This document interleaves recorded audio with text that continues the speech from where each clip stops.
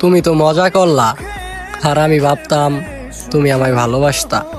তোরই ব্যথায় দুটি চোখে কে হবে রে জল, এলোমেলো হয়ে গেলে কে গোছাবে বল।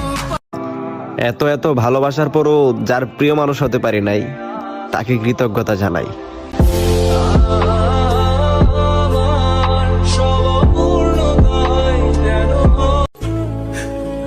কান দিয়া কি বান দিয়া রাখা যায়? মানুষ যদি স্বেচ্ছায় না থাকে,